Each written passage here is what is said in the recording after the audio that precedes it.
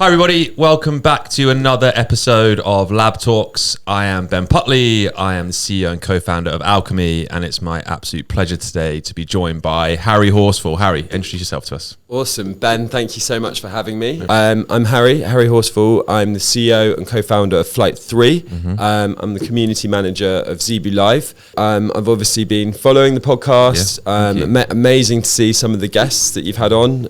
Nice mix of people, and I'm really glad to be here. And I've been lucky or unlucky enough to be in Web3 for 10 plus years as an advocate, investor, advisor, and my early background was in music festivals, which was my first business, which I sold. Sadly or happily, it's quite nice. I was like, I'm never running events again. And getting into Bitcoin pretty early and running as the music festival grew and scaled. I then sort of like started running other events to support it, and I ran a Bitcoin event in 2013. Okay, nice. Didn't know that. That was really a penny drop moment, and now we're building flight3, which is a marketing agency. Cool. So what kind of marketing do you do at flight3?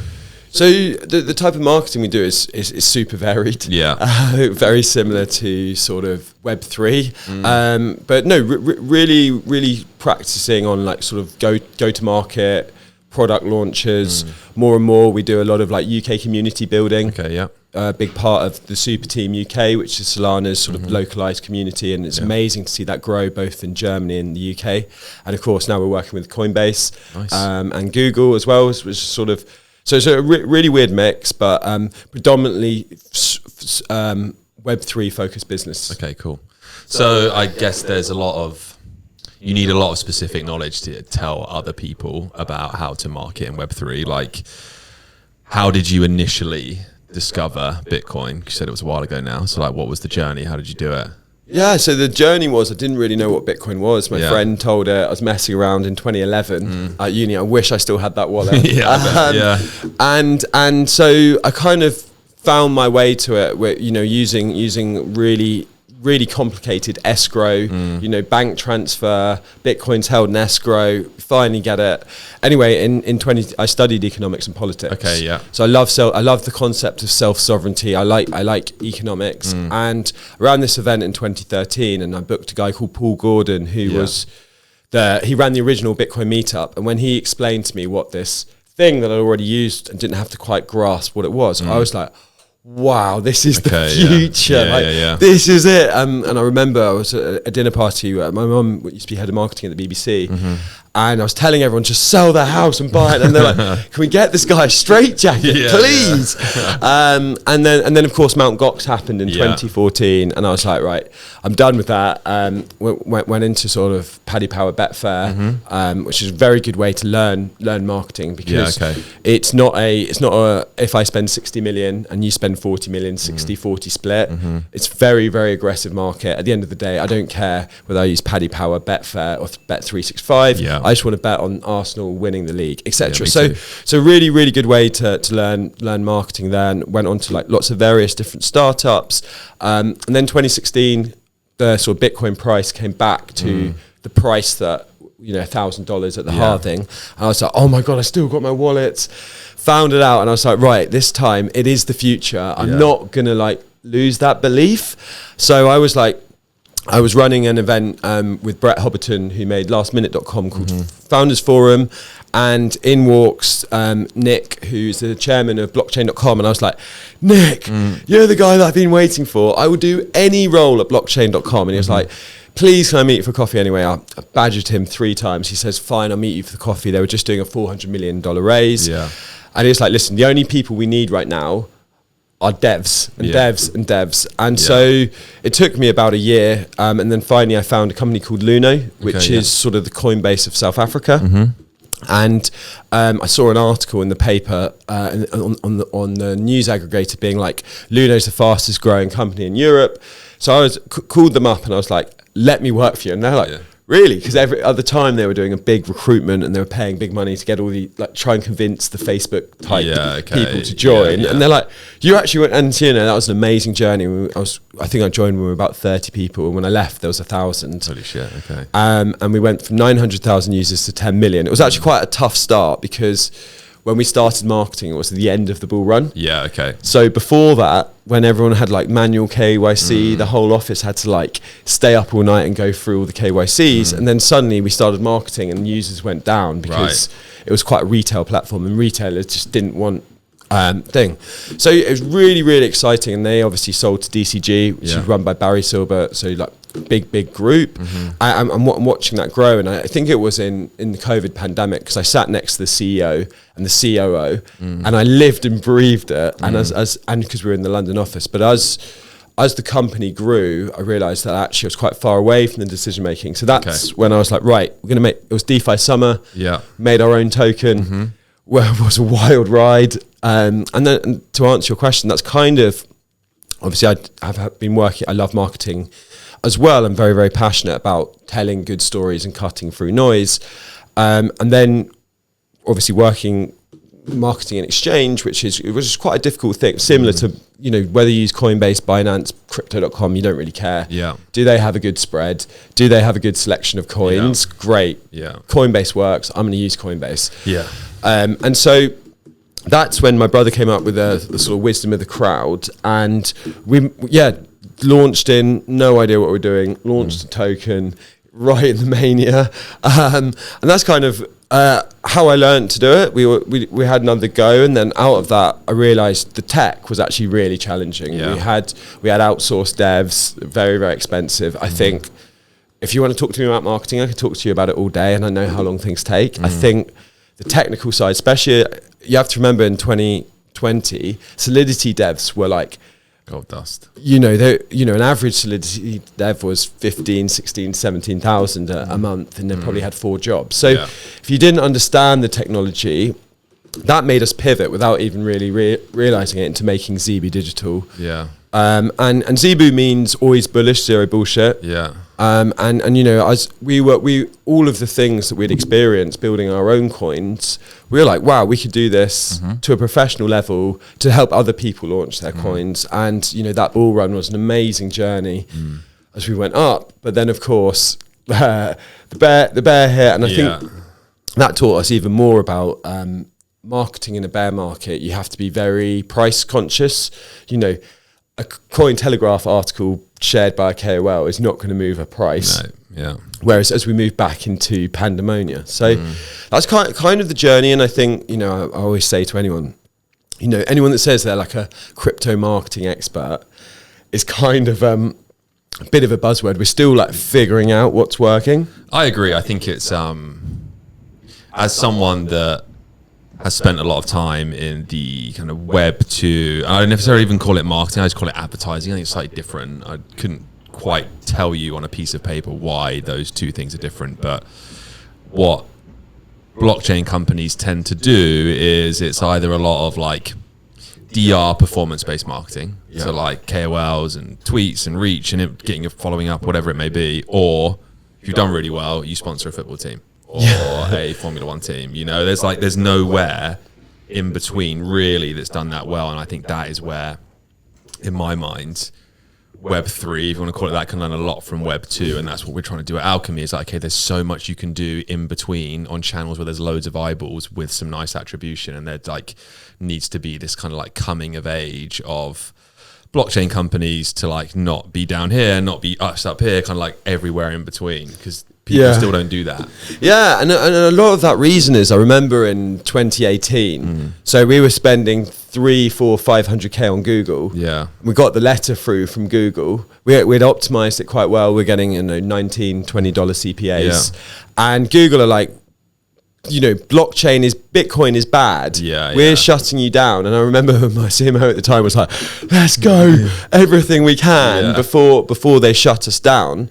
And I think today, like when we see the big names, the BlackRocks and all of those mega US regulated companies literally making ETFs on Wall Street, you forget like 2017, 2018, every single day we were being sent India bans Bitcoin, China bans Bitcoin. And so as a result, as marketeers, that meant there were a lot of bad actors doing phishing scams and all of this stuff. And rug pulls. And so as a result, we were banned from, the platforms you were saying.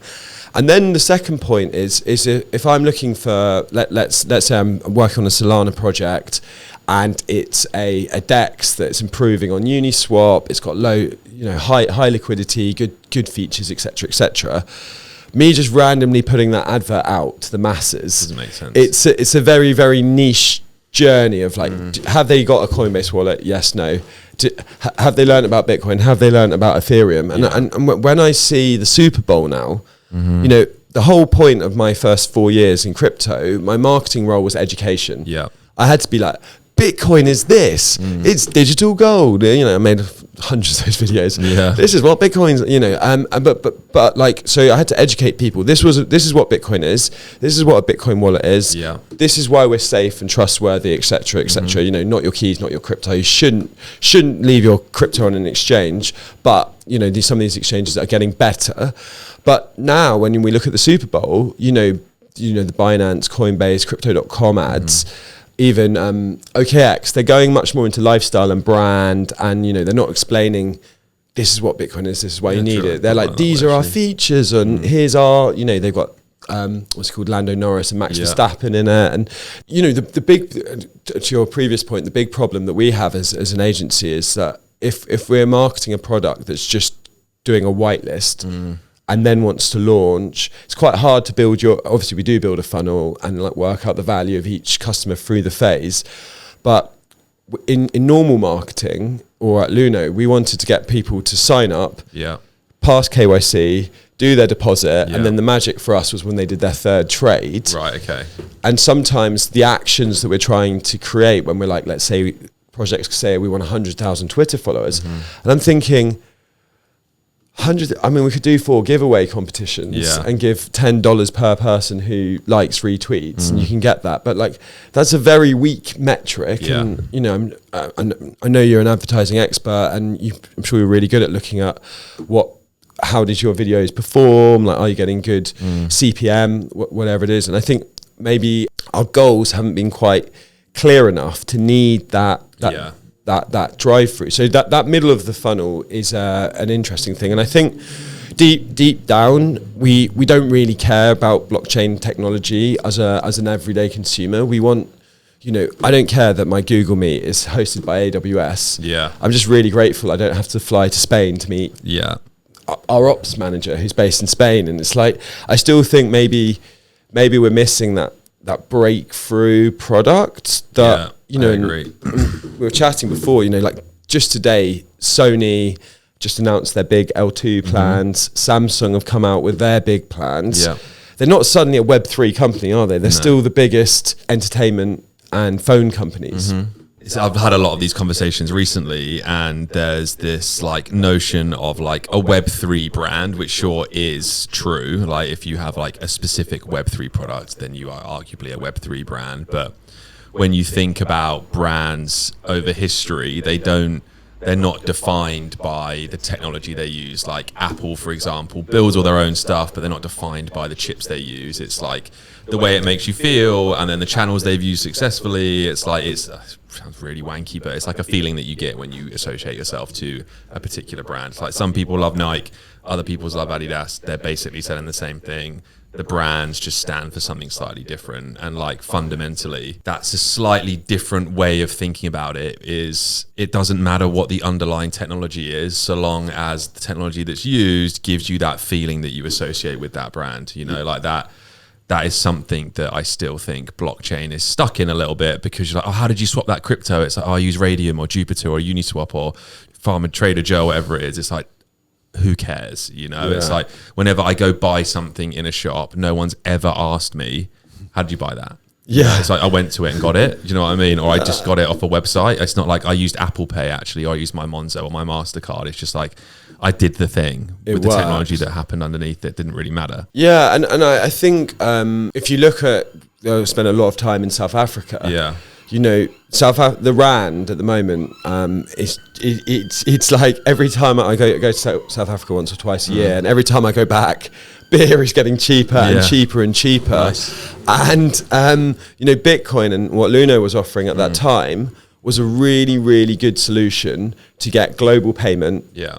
store it securely in your own with a smartphone without having to integrate with a bank because a lot of them are underbanked. And I think sometimes in London, the problem that Luno had is if they acquired a user in London and then they bought $50 of Bitcoin, that was the end of the journey. That was like the end of the journey. And I think if we look at someone like Revolut, Revolut have very, very quietly, very, very efficiently made crypto one of their biggest offering. Totally, yeah. I think they're one of the top 20 wallets of Bitcoin holders. I was looking at the Bitcoin rich list the other day, and Revolut were up there, which I thought was quite surprising. Yeah, and it's you can get your insurance, you can get your product. Like I say, it's very easy to forget how far we've come. Yeah, and it's true. That the days of me like getting cornered, being like, "You're an idiot," this is all a scam. Is kind of dying down, and the cool thing for our industry is the early adopters have, when we look at the NFT craze, I was heavily involved in that. I'm still holding a lot, unfortunately. Same. But we always knew it was silly. Like we're trading JPEGs that do nothing. Some of them will be blue chips. A bit like we look at Pokemon cards, they've come back. Everyone still wants a punk. I'd love a punk. Even though it's ridiculous. But people just printing thousands of NFTs quickly was almost like us just like practicing how this can work. Yeah, totally. Yeah, I think that the only way you can see how your smart contract works or your marketing strategy for your 10,000 PFP collection is to do it.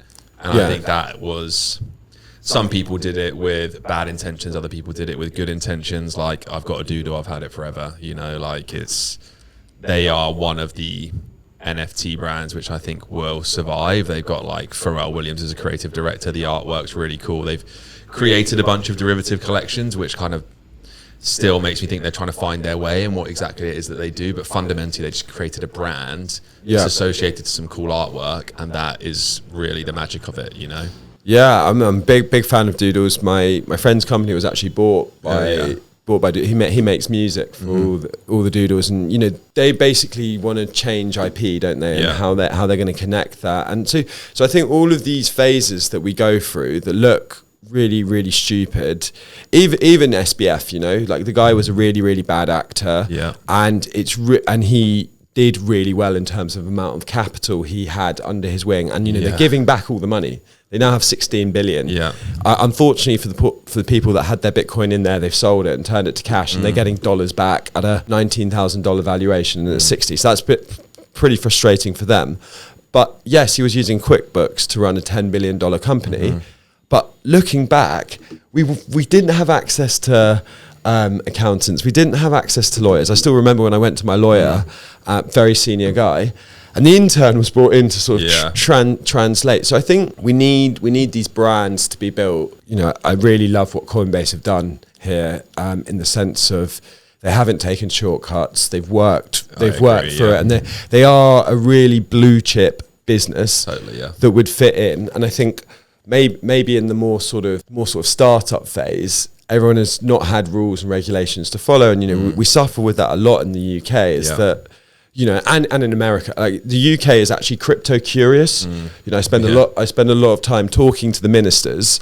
They're like, I was talking to the lady who's in charge of Dover, and she's like, if we can speed up imports and exports by 10%, we can make 1% to GDP. Really? So using blockchain technology to quickly check everything coming in.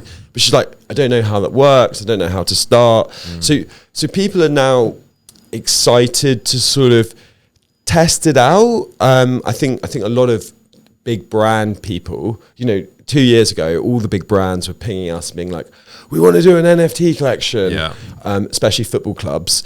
And they all were they were doing it with the wrong they were doing it as cash grabs. And actually, Tezos do a good job with Man U, and they've got a quite cool partnership. They've given away all the NFTs for free. They made gaming cards. Like if me and you are like meeting around a pub and we've got an idea for, I don't know, some NFT set, we need the 5 million to build it. Someone like Man U, their fan base globally is insane. When you're in Cape Town and it's the football, everyone's in full kits, And so actually, how do they use digital collectibles to bring them closer and rather than just try and squeeze more money out of them? And I agree. And I think maybe big brands we'll have another stab at it, you know. Yeah. 'Cause Yeah, I think luxury brands are creating like an NFT accompaniment to a particular item, so you know it's real. yeah, So just like provenance. Of Provenance, an item. yeah. There you go. Boom, found it.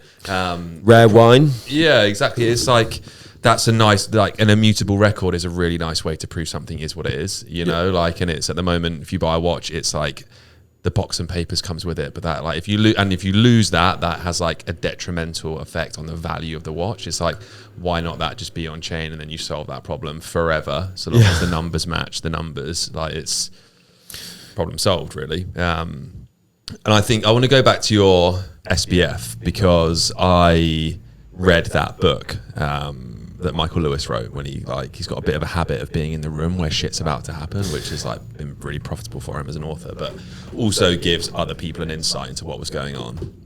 I read that book in like 2 days because there's not many Web3 founders around, so like you don't really get to meet peers and like chew the fat on it. I think it's why we get on so well, is because you're also a Web3 founder. We can like uniquely share experiences that are hard to come by. And yeah, I wanted to ask you, like, what do you think is like the thing that you've learned, I guess, the hard way and the easy way from being a Web3 founder? Yeah, I think being a Web3 founder is like being a founder on steroids. If we look at Uber, you know, one of my favorite apps, I use it all over the world, but they've had their problems. With drivers, with you know, individual actors under that whatever, but they went public 11 years after, you know, they raised 500k from whoever they raised it, you know, whatever, and they've raised all this money, and they've had all of and they went public 11 years later. Yeah. When we look at Web3 founders, within 6 months sometimes they've gone from idea to being publicly traded. Yeah. That's weird. We all know how long tech takes and how you know, especially me, I'm a consumer marketeer. You know, I talk to people and I realize our theory was wrong. We got to pivot like this. Each you know, to try and find that product market fit. Yeah. And you're a Web3 founder. You've either raised money from the crowd or pretty makeshift VCs. You know, like they are VCs, but like they are not an A16Z. As, you know, they've also made some money in Web3 and they're putting it back in, and they're great and they fueled it. But suddenly you are 6 months into your project, you've had a great idea. Yeah. And then you have a 10,000 person community, global community that don't all speak English natively. So can come across what's the word? Like quite direct and maybe aggressive, but they're not actually being aggressive. It's just the translation. Totally agree. Of combined with the fact that everyone's online 24/7 because it's global, and not like, you know, one of my co-founders lived in Australia, and it's like, we don't care that it's 4 a.m. in the morning. We're moving, right? You know, in a different industry, you'd be like, whoa, you're up in 4 a.m. Thank you so much. It's like in Web3, it's like, well, you're in Web3 and we need to get this done, so it's your fault for living in Australia. Like the sympathy is not there. Yeah. So it's the pressure of building in public from such an early stage. Totally agree. The pressure of in like some days I look like a good marketer and I'm not that good a marketer. The market's just ripping. Yeah. You know?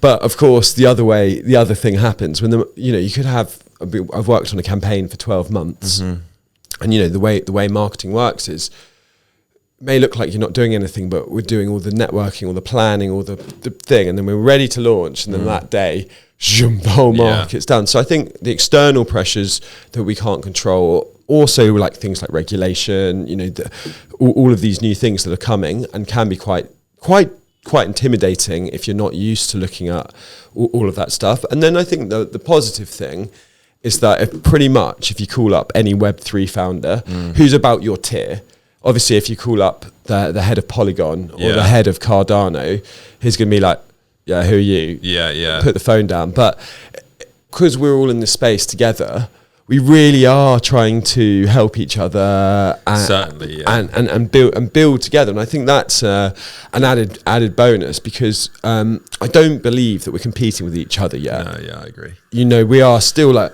wow, look, I'll help you, I'll share my code. And I do think building that network, and it's why I love events so much, and actually spending time with people when they're not just like on 4 Telegram messages and on a Google Meet, and actually thinking about their community, actually spending time with the community. And then I think the final thing is that people are passionate.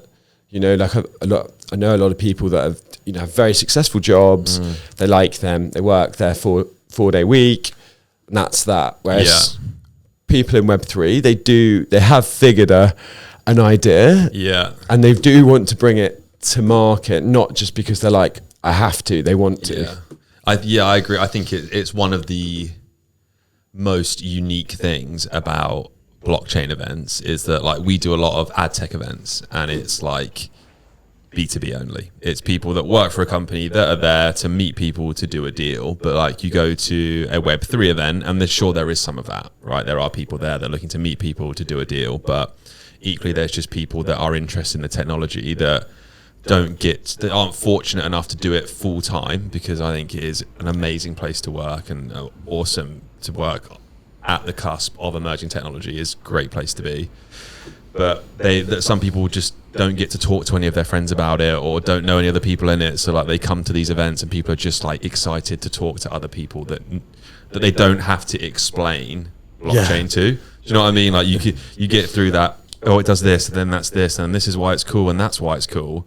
Yeah. Because I sometimes talk to people like, what? Like, how's it going at work? And it's like, this is only really going one way, because like, you're not going to understand anything that I tell you, and I'm then going to be unengaged in the conversation, and you're going to think I'm a bit of an idiot because I'm not giving you the TLDR on what I'm doing. But it's like, fundamentally, you do not even have like the level of information you need at table stakes for me to be in. It's very self-referential, but for me to really enjoy this conversation with you. So like, that's why blockchain events are great, because you can just get okay, everyone knows what Solana is at Zebu Live in September, right?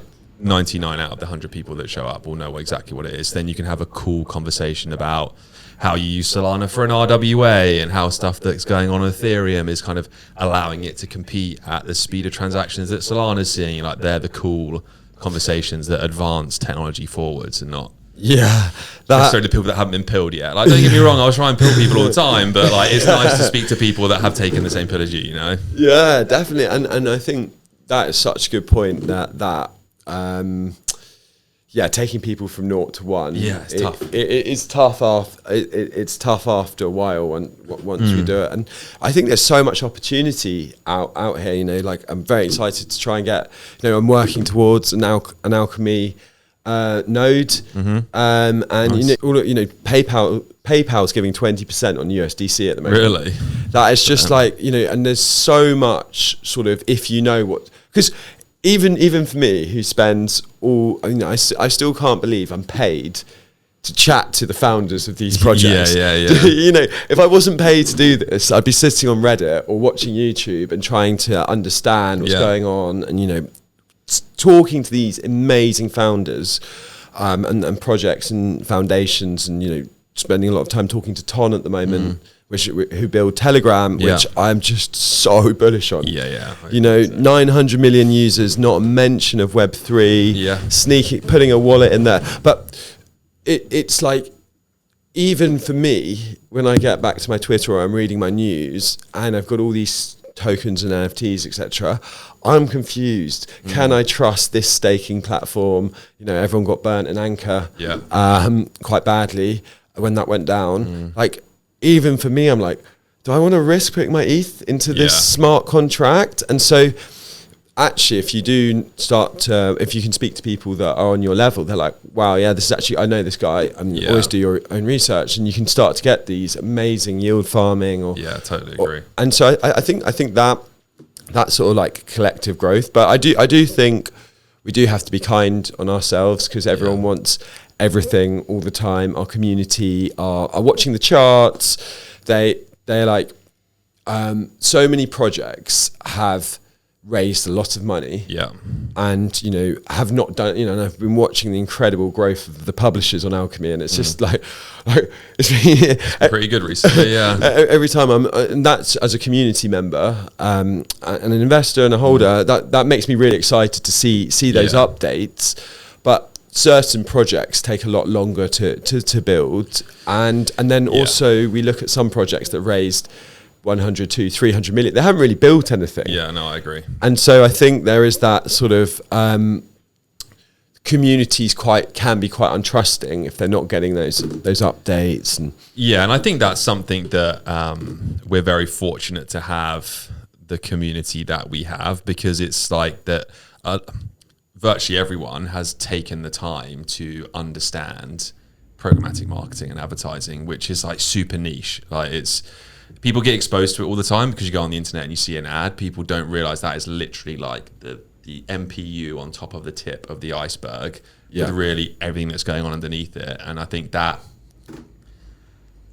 is cool that people do that and take the time to learn. And then what I spend all my time doing really is like, I spend a lot of time following certain accounts on Twitter, like understanding the advancements that are made in DeFi. And it's like, okay, well, how can you translate that into something that might make sense for a digital advertising market, which is very similar, parts of it are very similar to the way that financial markets are traded, but loads of pieces of it aren't.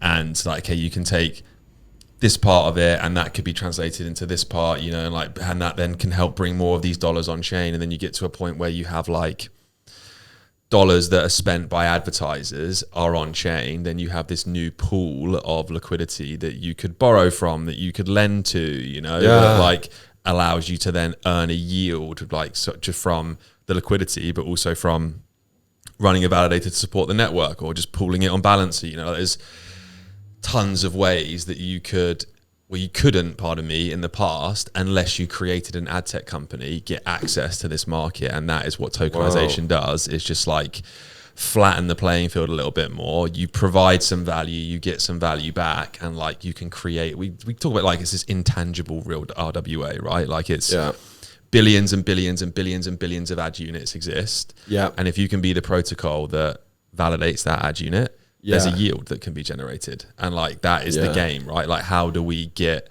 high volume of transactions to get a ton of flow, to create yield, to then allow all of these amazing derivative products purely just from using a blockchain to make capital more efficient. From the advertiser to the seller. And then it's like, okay, then all of these other cool things open up outside of, at the moment, the innovation is like your advertisers here, your publishers here, all the innovation stuck here. Yeah. It needs to be outside here because there's way more space to do loads of really cool shit on the outside of the transaction than there is on the inside of the transaction. Like, look at the London Stock Exchange, right? Like, used to be 80% of its revenue from fees. Yep. Now it's like 2%, and all the revenue comes from data to provide insights, to give people an edge, to make a trade, to make some money. You know, like that's what we want to do, is like make it more akin to that kind of marketplace where you have the efficient movement of capital between the buyer and the seller of an asset, and your innovations added at the edges. That's like just turning it inside out, basically, is the game here. Wow. How long do you think that process is going to take? And 3 years so far. I think it's a big goal, isn't it? That's not I want to do on-chain perps. No. It's well, I think we're in a very fortunate position in that we get to play a role, and like quite a major role, in defining what decentralized advertising looks like. You know, like and you can learn from the past, you can learn from financial markets, but then there's stuff that you can do with DeFi or NFTs or distributed ledgers or distributed networks of validators that you can't necessarily do there. So it's like, how do you marry those two bits together to create a nice solution? And then how do you say, okay, it's wrapped up in a nice box, here you go, person with that problem, here's a solution to that problem. Yeah, because that's a good point, because I've dealt with, like, back to one of your previous points, the reason why we hang out in what we call is Web3 is we got fed up of trying to talk to Web2 people who are like, ignore email. And when I go back to my music festival days, all of those, sort of when I left that industry, all of those music people are slowly warming up to Web3 and understanding it. And how would you say the sort of Web2, is it because advertising technology is more techie that they're more open to, like, are the Web2 people being like, wow, this sounds interesting, let's play around with it? Or are they like, are they interested? So, or is it an uphill battle? Yes, it can be, for sure, but sometimes it's not. So there was a report that came out a couple of years ago, 2 reports in fact, that looked at the supply path. And by the supply path, I mean the path of $1 from an advertiser through to where that ad is being shown eventually. And there's this notion of supply path optimization. So understanding who's taking fees, for what reason, how much are those fees, and what impact does that have on the overall performance or revenue that's being generated from that ad. It's difficult as it stands to optimize a supply path with centralized infrastructure, because you have a scenario where, like, let's say there's 4 people that sit between someone buying an ad and someone selling the ad space. These people run the process and they spit out an API that allows you to call it, and then these people run the process, and these people run the process, and these people run the process. So you have like discrepancies across the board. You have space for margin to be added in that scenario, and it's also expensive to retrieve that data from a centralized server. A distributed ledger, however, like your process that was running here to get your report and your process that was running here to get your report, doesn't happen anymore. Everyone, like, I run part of the transaction and then I write it to a public record. I run part of the transaction and I write it to a public record. So when you want to query something, in the same way that you see this with Etherscan, which is public record of everything that's happened on Ethereum, and companies like Nansen and Arkham are able to provide insights and intelligence from a public ledger, you now know that the supply path, that what happened is what happened. There's no, you can't argue with it. You then just provide insights on top of that platform. And that is really all that brands want to know, is like, how is my dollar being spent? How can I make that capital more efficient? Who are the right partners to work with to do that? So when you kind of break it down in the way that I've just done there, they're like, oh, why wouldn't I use a blockchain for it? And it's when people get that, they're like, okay, this is the way to do it. You know, like that. Yeah. We've had a few people that have done that. So like IPG are really hot on this. We had a really great podcast with Magna, with Flaminia from Magna. She's like, this is a way to optimize your supply path. And that is just key, because the cost of, like, if you think, like, if your cost of acquisition for your customer goes up, you have to charge people more money for your product, on top of everything else costing more money, like labor costing more money, goods costing more money, marketing costing more money, inflation in general. Like, the cost of your good goes up. So if you can be a brand that can optimize that and like reduce the cost of your goods because your customer acquisition costs go down, you're going to have an advantage versus everyone else in the market, because you have this amazing product that is cheaper than the next product that might be more amazing or less amazing, but you can win at a price point that still delivers the margin that you need as a business to operate. So it's like becoming a big deal.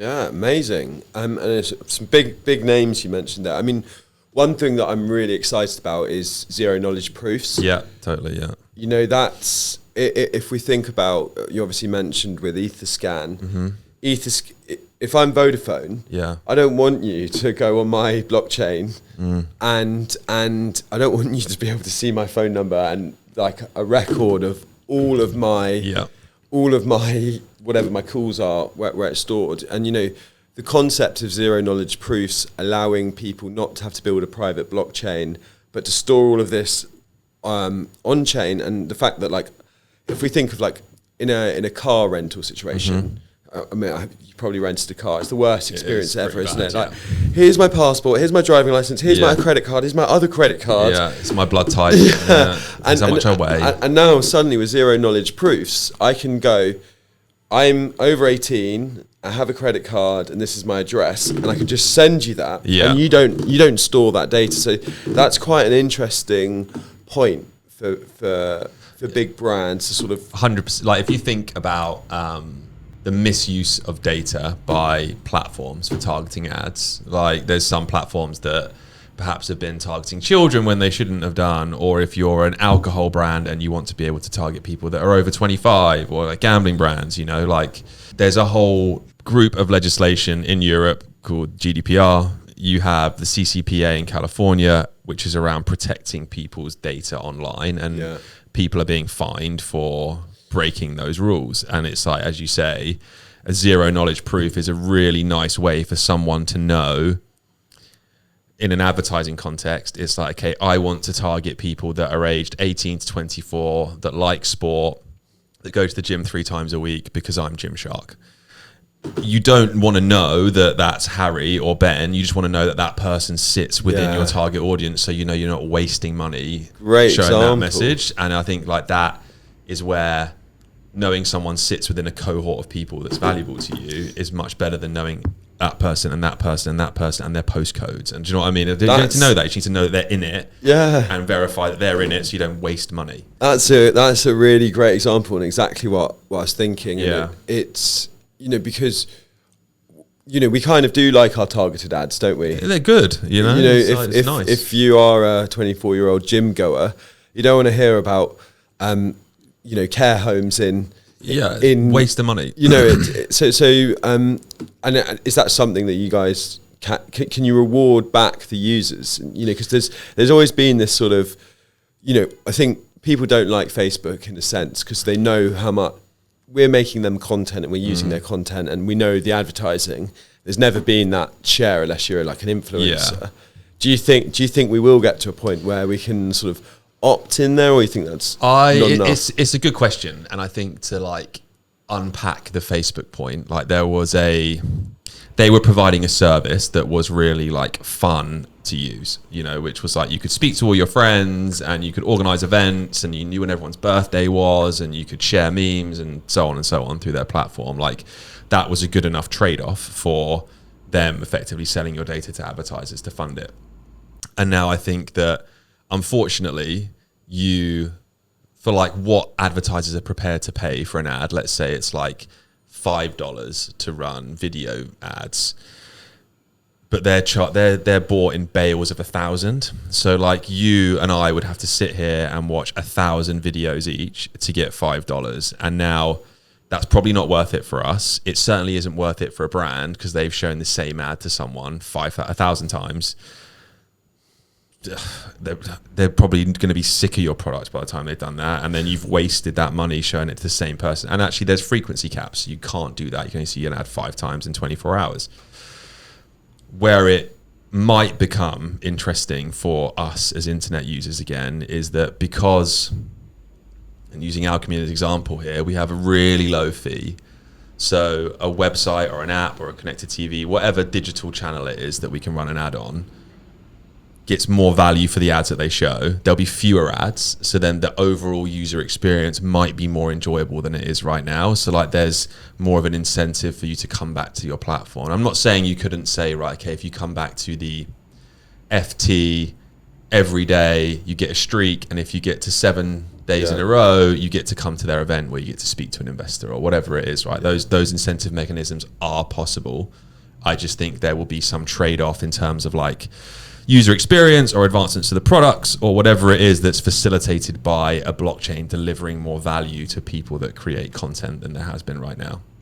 Yeah, I mean, that's an amazing point. And I think one of the things, it's quite a technical product. Oh, yeah. That you're building. And, I've invested in probably 300 different projects, and I've probably worked on 100 projects, and I'm quite a close advisor on quite a few. And one of the things that people always talk to me about and ask me about is like, I want to build a community.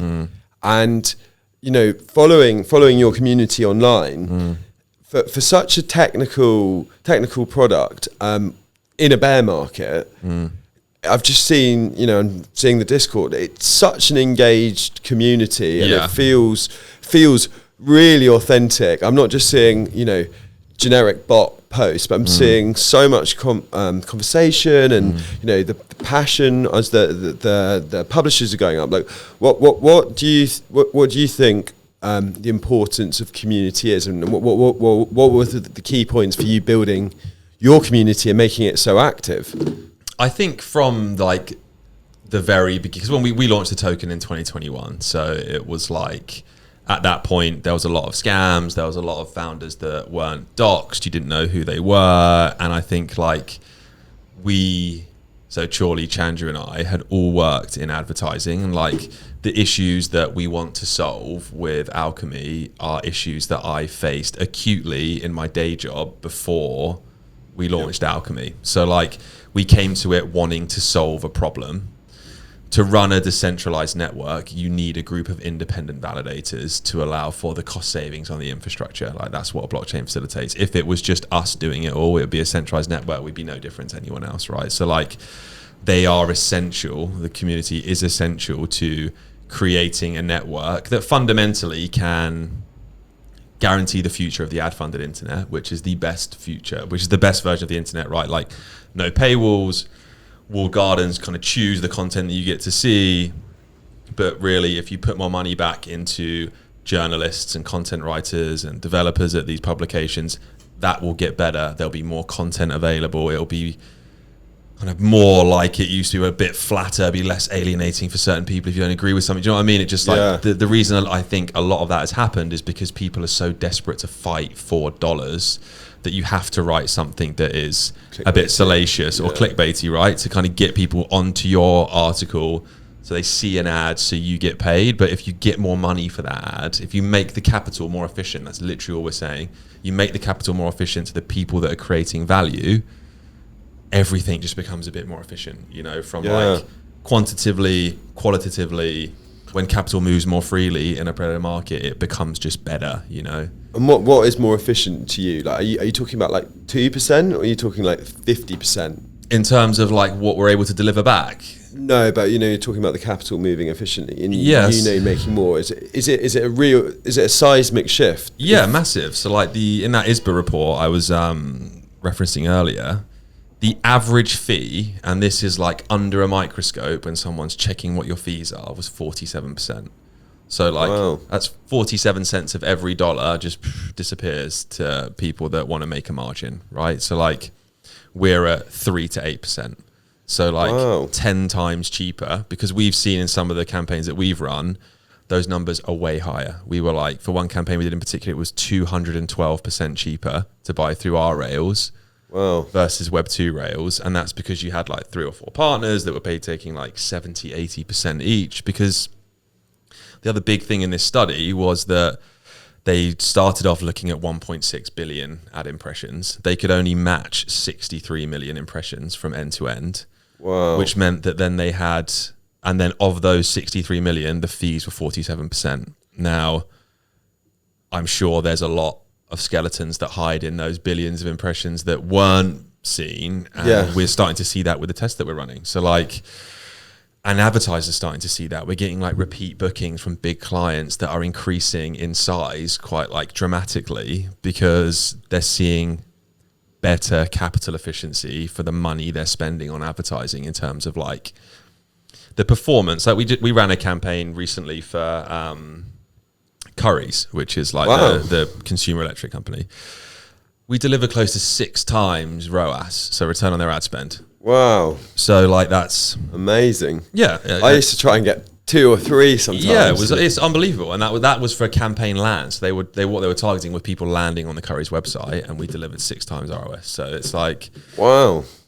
But it makes sense. You take the margin out of things, stuff moves quite quicker, you know. Definitely. Like that is the game, right? You know, and I think that's the problem we have as a marketing agency, isn't it? Like is that you need to work with people that are spending enough. Yeah, sure. You know that our time is expensive and non-scalable. Yeah. You know, if we're working on one project, we can't work on another project, and actually having people spend enough to actually make a change and to get these tests where you can, because the secret to marketing is very, very simple. Work out which of the 50% works and scale it. Yeah, exactly, you know, right. And it's like, you know, people often come to me and go, I don't know Discord. Should I be on Discord? Or should I be on Telegram? Or should I be on Twitter? And it's like, my honest answer is it doesn't really matter where you are. And it, you know, in your example, it doesn't really matter where these ads go. Yeah. It's, are they getting me a ROAS? Are they working? Can I go back to Mr. CEO? Or, you know, finance guys love to look at what marketing people are doing. Yeah. You spend what? Yeah, exactly. And so if we can get that data, I think it will allow people to spend with more confidence. I guess you mentioned a lot of big Web2 brands that are sort of testing it. Would you say you're more focused on just like the purely like, you know, using Web3 for the Web2 end users, which is quite a cool concept? Yeah, I think Or do you have like Web3 customers as well? So we're starting now to speak to more Web3 people and customers. So like big exchanges for their user acquisition strategy. But that's still for me quite DR. So like there's also some foundations we're speaking to as well about kind of, and that they're slightly different. They're educating people on their product, which is like cooler part of the funnel in my opinion. It's like how do you go from here to here, not just like how do I convert people to here straight away.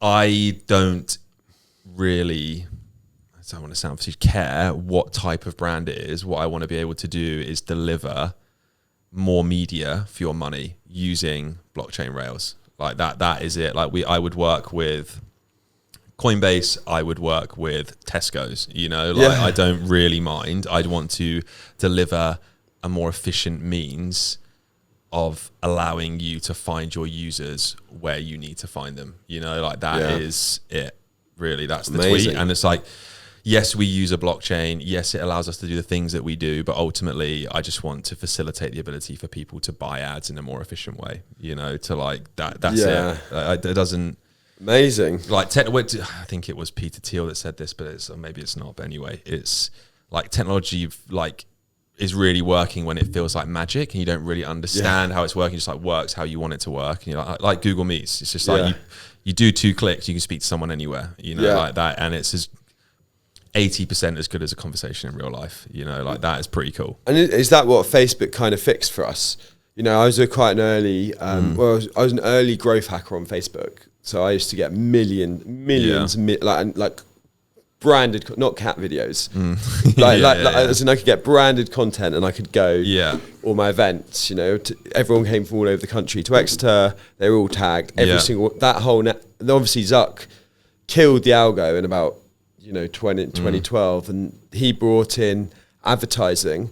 And I was, you know, and I spent a lot of time doing that kind of, you know, Facebook advertising. And that was almost the first time. Yeah. Because, you know, I mean, we still struggle to use Twitter for adverts. Yeah. You know, no one is there. I don't know many people. Lots of people. Format, I think. Lots of people make ads on Twitter because they've maxed out their spend on every other platform. They're like, well, we'll give it a try. But I think maybe the sort of ads around the internet got a bit of a bad rep. And you know, we do it, but I mean, it's quite top of funnel because I do quite a lot of stuff on Dex Screener, and you know, taking those, you know, those top banners at the top.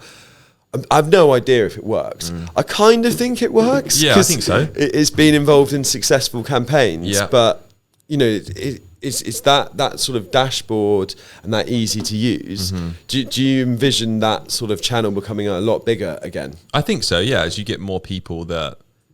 It was a while ago now, but I spoke to a chap that was running a blockchain website, and this was February, so a long time ago, but that February was his biggest ever month for traffic.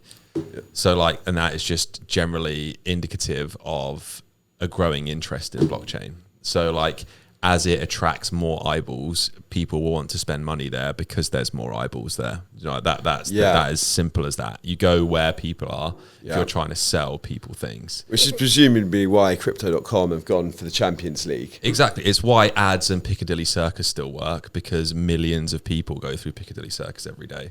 Like there's virtually zero attribution for a billboard at Piccadilly Circus. Yeah. But those ads work. We were sometimes made, because... In the early stages of like Web3 marketing, I built up a formula. Yeah. And I would love to track it like we do in Web2, you know, Facebook ads. But it's just kind of working. And you know, like sometimes trying to be too granular on it, it's like, because KOLs are very hard to track. Yeah. Very you know, hard, like KOL posts, if you're putting like referral links in them, almost are taking away from the post and the whole message. And I think it's probably unfair to say it's hard. It's not the KOLs, it's the platforms, right? Like if you imagine that Meta gave you this suite of analytics that they go out and offer to their buyers, no one, which is not fair, but fewer people would go directly to Meta to buy ad campaigns than they do right now, because they're like, like the KOL is like the conduit to some of the insights that you get from Meta or Twitter, but Meta is the conduit to tell you exactly what you got for what you spent. Yeah. and they make tons of money from doing that. So they're not going to like, sorry, you can't see all these things because we're selling them to these guys. I know you want to sell them to them too, but unlucky, we create the platform. So like it's part of their like advantage as a business that did it, and they had a ton of scale. They had device IDs, which is a great identifier, and they were able to give people really tight attribution models. It's the same reason the App Store does so well, because they have device IDs. You spend money to go with Apple marketing, you can get really tight campaign performance. Although the App Store is a bit of a pain for it is a bit of a pain, for Web3 and DeFi and that 30% fee. And you mentioned obviously when we teamed up with Stephen Bartlett. So we were Zebu, and then we teamed up to be Flight3, which is part of Flight Story. Because similar to you, I see a switch where these big brands are going to sort of, we started it as a fully Web3 company because we want to be in Web3, and we wanted to test and move quickly. But surely soon, and we've seen it with Sony and Samsung and all these big brands launching Web3, MasterCard, PayPal. You know, they're all doing it now. And like one of the cool things about being a wider network group is like we're getting ready for that. And you know, one of the big things I'm really excited about is London Web3 Week. And you know, London's had a tricky time with Web3. And those people that know me know that I'm a big advocate. I've been running community events in London for 10 years. And I'm a bit sad by the state of where we've gone. You know, we had Rishi promising a crypto state. We're falling behind Switzerland, Portugal, Dubai, even Singapore, you know. And so London Web3 Week, and it's a big moment for us too. You know, we've got some people from the government coming, we've got big brands coming, we've got Web3 people coming, we've got banks coming, we've got advocates coming. And so that's going to be a really exciting time where everyone can go like, oh wow, I'm doing this, I'm doing that. Let's connect. Yeah, I think it's part of me thinks it's like British people are a bit reserved in general. Do you know what I mean? Like I think it's like that's where we're fundamentally different to like America, let's say. But I think you're right. I think the UK is positioned in the world really nicely in terms of time zones, so you can deal with everyone around the world, which is great. It's why we had like a massive financial services sector, and that like blockchain isn't too dissimilar to that. Like you can provide a ton of services to a ton of people using a blockchain. So we are like geographically positioned perfectly. Linguistically, we're fortunate enough to speak English, which everyone speaks English, you know, so like there's no reason why we shouldn't lead the world effectively in the same way that America has done and then has been curtailed a bit. But like, yeah, why not? I'd love to see it. It'd make life way easier. Yeah, definitely. And I think if you look at our capital, our funding, as you say, our time zone. So yeah, you know, maybe you can share a discount code or some free tickets with absolutely. We're going to be there with the viewers. But you know, I've got a mad week. I'm excited for it. It's like probably one of the. Obviously, it's not the biggest show in terms of like pure people compared to a music festival, but like so we've got a big event on the Monday. We've got lots of different side events and a sort of warehouse on the Tuesday. Wednesday, we're taking over Shoreditch House for like a VIP dinner. Thursday, we're going Woolwich Works, which is our like fireworks factory. It can hold 3,500 people. And then we've got Token Tracks doing like live music. There's a comedy brand, and then we're back on the Friday.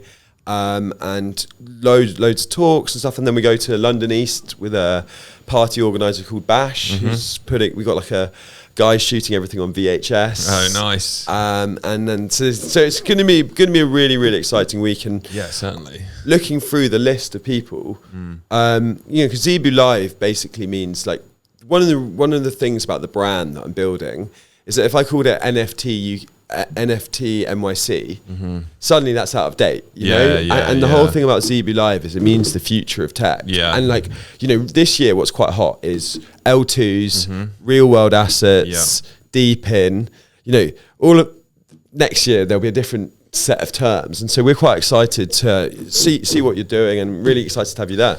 Yeah, so I think I'm going to do a keynote. We'll have a panel with a really exciting guest. We're going to be inviting a lot of the people that have used our exchange to kind of expose them to Web3 for the first time, and I've been saying it now on a few podcasts, but yeah, if anyone wants to come along, we can share a code, and I'd love to meet you all in person, and we can meet Harry. We'll be running around like headless chickens, talking to everyone. But Harry, I think we could probably talk for the next 5 hours. It's been an absolute pleasure to have you on. You're welcome back anytime. Awesome. And maybe the next time we'll get your brother on, and Millie can join us, and we'll have like a sibling versus sibling crypto podcast. So yeah, I'm up for that. Nice. All right. Thank you very much, mate. Appreciate that.